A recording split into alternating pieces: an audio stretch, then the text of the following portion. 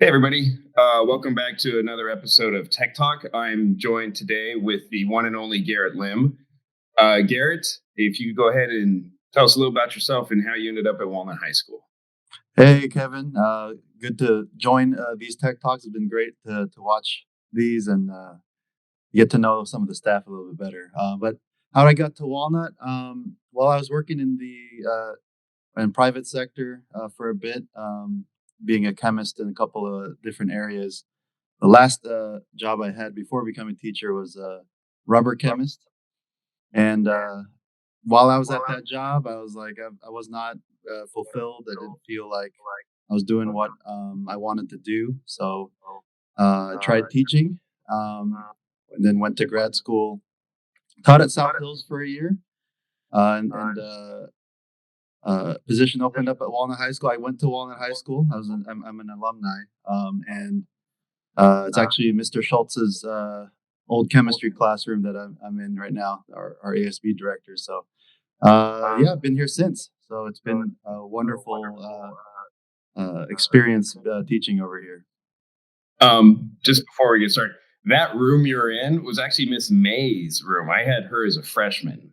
Oh wow! And yeah. And so it's been redesigned, obviously, because it had the old lab tables when I had it. But yeah, that was Well, a good another teacher.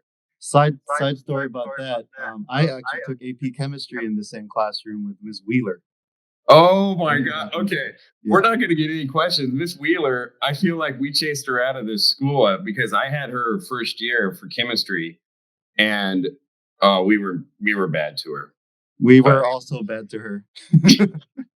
We were like there are people that would melt pipettes in the classroom. We had to evacuate a couple times. so we had, okay, everybody watching, I'll put a little timestamp where you could just skip this if you don't want to watch. We had those tall, clear cabinets. And this one kid, he was a senior, I was a junior. He hid in that when she went into like one of the back rooms. And so she came out and she's teaching. And then she's like, wait, where's so and so? And we're like, oh, he just left. And Oh, he's in the side, like making all these weird faces at her. And she doesn't even notice it. And I felt bad. But then I give her credit. This is where I'm like, oh, you're pretty good. She took a yardstick and slid it in between the handles to where he couldn't get out. So he oh, was. nice. I knew Oh, you're in there. I'm just gonna lock you in there. That's nice. oh, okay. Yeah. Good times. So anyways, uh back in March, we got that notice Friday, hey, we're not coming back for 5 weeks, and it turned out just to be the rest of the time. What was that like for you transitioning from day-to-day teaching on campus to distance learning? I think there are some things I already had in place that helped throughout the year. The last several years, I would meet up with my AP students outside of class through Facebook to review for tests and whatnot. So I had some of that already kind of in my toolbox, if you will. And but I mean, the good thing was AP and IB, we were pretty much done. So I just focused all my energies on honors, and that gave me uh, a way to focus on how to deliver content. And I think at that point, I was just like, well, I need to accomplish these goals. What can I use to do that? Um, and it was hard because the way our grading was structured, not everyone was coming up, not everyone was showing up. So I did like miss seeing a lot of my students and interacting with them. But yeah, a lot of it was just learning about how to navigate the I guess the new normal with the tools that we had. But I mean, I got to give props to you and everybody else in the staff that was just freely sharing ideas with everybody. Um, so yeah, I felt like by the end of the semester, I think we had enough tools to do what we needed to do. So I've talked to Ellie, I've talked to Janice about labs. That's a big thing for science teachers. You have that famous picture of you lighting your hand on fire at open house. I mean, everybody's like, oh my gosh. How's that been for you? Because labs, it's really nice that you're in person. How's that transition from in person to sort of distance learning labs? What's that looking like? Well, the hard thing that I just need to realize that we're not going to have these skills is the manipulative, like hands-on things that students need to learn in chemistry. But to navigate that, I attended several like symposiums over the summer about how to deliver chemistry instruction and lab instruction over or virtually, and I got a lot of different tools to use and to learn about. Props to the community club for helping us out in getting some subscriptions to some of these services. So we have been using videos. Like if there's nothing on the internet, I'll just do it myself. But there are videos out there that I would use and then supplement it with my material, or there are simulations I've used, and there's also like I like using this service called Pivot, which gives you these videos of them doing the lab, but you can overlay measuring tools on top of that, which really helps with their ability to analyze data. So, um, and on the side with IB, because they have to do their own kind of experiment, I've actually had to do like I guess, or they've had to come and pick up some lab materials so they can do their labs at home. So just depending on the student, we've tried to do everything we can to emulate what we usually do in the classroom. Hmm. So, speak a little bit more about the community club. You said community club got you guys some tools. What kind of tools did they help purchase for you? For chemistry in particular, the ones I use, like sunflower learning, a lot of simulations there, and also the Pivot interactives, which really helps with the higher level classes. So those are the two big things that we use. But I know they've helped us out with a lot of other subscriptions across the board. So very thankful for that. Um, so you uh, listen. Kids, they love you. I have students that are always talking about how great you are. You're you really tap into the whole kid. It's not just the learning, and I think that's what attracts students to you. Um, so during this time during distance learning, I know you have a Twitter, which I'll link below. Um, and I see every now and then you post like pictures of yourself trying to reach out to the students. Can you talk just a little bit about the social emotional part about distance learning right now and how you're sort of fighting that? I think it has been tough. One of the things I miss most about everyone being in the classroom is hearing the side conversations and interacting with people outside. Like, oh, I saw your brother the other day, or things like that. And so I think I still kind of do that through like private messaging on the chat box in Zoom. So I'll say like, hey, I saw that you celebrated your birthday because maybe I'm friends with like their parents or something like that. So I'll say things like that. But for the most part, I've been just trying to be transparent about what I'm going through, and all the things that ways that maybe uh, virtual learning or distance learning has been difficult for me, in a way to help them kind of give some ways to maybe navigate it by seeing how I'm navigating it. So I've seen some of those videos, which I think it's very important for us. You hear the word become vulnerable in front of students a lot, and it's like vulnerable. But I think it does help to show the human side. If you don't mind sharing, what has been the most difficult part for you during this time? Um, let's see. The most difficult. I mean, like I said, not seeing the students and interacting with them on day to day, but like life still happens. I mean, I've had family members go through hardship, and people pass away, and it's harder to deal with that when everyone's apart, right? And so, like that's some of the stuff that I've shared online with them. Some songs usually I'd like to maybe a song really touches me in a certain way, and I wanted to share that with the students, especially when we um, closed down last semester or last year. I wanted to let the students know that they're not alone in kind of what they're going through. So yeah, I think vulnerability. I mean, to a point, and I'm not like saying everything, but in a way, if I feel that something important that maybe they will be going through, I like to share about those things as well. So one of the things I think that makes Walnut, I don't want to say great, but we're good. Is No, that we're we great. We're do great. is I think the collaboration between teachers I think is amazing. But once again, follow you on Twitter. I see you interacting with other uh, chemistry teachers, science teachers, sharing stuff. Can you talk about not only the collaboration that takes place here on campus, but also what you've sort of built, sort of this professional learning community online? If you could talk a little about that. Oh man, my Chem fam. Shout out to my Chem fam in Twitter. We actually when all this went down, I met a lot of them at a chemistry conference the summer before in 2019, and I also knew a lot of them through when going to when we went to grade AP tests. So I've been there now for like 5 or 6 years, and so I've met a lot of them through that.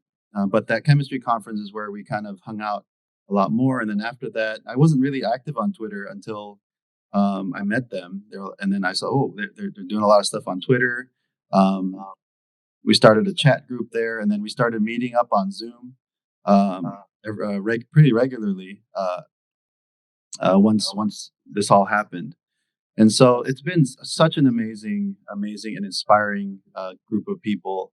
Uh, like randomly in the middle of the week, someone will throw out a question, and then everyone will just kind of chime in with their 2 cents, like how to teach this, how to teach that, what's the chemistry behind this concept, that concept. So I've learned a lot, and they're so giving with their time and resources, and yeah, I'm really blessed to call them friends. And yes, collaboration is definitely a key aspect of that, because I mean, we even have a Google Doc where we're like kind of throwing ideas at each other. So yeah, and these are award-winning chemistry teachers too. I feel like not worthy to be in their presence, but yeah, it's just so great to discover that, especially in a time that everything just kind of shut down. To have that support network behind me really is very helpful. That is cool. Yeah, it's amazing. Just we always think of PLCs here on campus, and there's so much more out there. Um, so eventually we'll get back on campus. I don't know if it's this year, but eventually, you've obviously you said added a lot of stuff to your toolbox during this time. What is there anything you're going to bring from this distance learning back into the classroom when you get back one on one with the students? I'm gonna be real here and say that I was not on the Google Classroom bandwagon from the get go. Because I mean, part of it was I don't know if people are going to have the devices. I don't want to have a digital lesson ready and not have the Chromebook card or whatever. But now I think anyone can get on with any device and do what they need to do. Google Classroom's amazing in terms of organizing all the things that I need to put on there. So I think for sure that's gonna like bring in my classroom. The digital platform has been something that I definitely want to do, um, and I think like I don't know, that's the biggest one I would say. But some of the simulations and other activities that we've done, if someone's absent for a lab, now I have something that's very similar to what they missed. If maybe it's hard for them to make it up in person. There's just a lot of ways that a lot of what I used or I used this year I could maybe supplement what I'm teaching. But yeah, definitely a lot of tools that I can use when we come back. Um, what is? I think I know the answer to this, but what are some of the like biggest things you're looking forward to when you get back on campus? Well, I look forward to seeing everybody again. I miss a lot of folks. I mean, I am on campus most of the time, and so I do see some people, but I miss everybody. I miss the chemistry department. We've had it's been really good meeting with them when we have our meetings, but I do miss seeing them, and I do miss seeing the students and hearing the hustle and bustle uh, of just a regular day. I miss seeing like former students popping in and saying, "Hey, how's it going?" Or even students that are off to college when they come in, they know where to find me. So sometimes they'll come and visit. So I miss a lot of that, the relational aspect of it. So Okay, here's your fun question, the get to know you question. You mentioned graduate of Walnut. Um, Go ahead and tell me. And I hate the tell me your favorite teacher because I think that's tough. But go ahead and give me your top five teachers from when you were at Walnut High School. oh, that's tough because some of them are still here. I actually think I was thinking about that when I asked the question. Um, I think Smith is the only teacher I had. Oh no, obviously Miss May, which is weird because I still call her Miss May, Mm. and I've been here 7 years. Um, but yeah, I think she was actually the only, and I'm gonna feel bad if I miss somebody. But I had her and Smith. But I think that's the only teachers that actually were my teachers when I was here. But yeah, go ahead. Nice. Um, let's see. So my favorite teacher is Mr. Collins, Pat Collins, for A Push. I really loved that class. But I really enjoyed Ms. Hildreth Mm, for calculus. Had her for 2 years. Ms. Chrissy with AP Euro. Mr. Deshawn in French, and also Ms. Donnie for English. But I think I liked all my English teachers actually. Like I'm gonna make them like five ABCD or something. But Ms. Donnie, Ms. Dutton, Mr. Priest, and Mr. Holmes. I enjoyed all every single English class I had. So yeah, great I was teachers. never in the honors English or AP. I hate reading, but But they're but fun. A lot of yeah, fun projects and stuff. you. So when you started teaching, how long have you been in Walnut? Did you say? This is my 14th year. Wow, all those teachers were still here.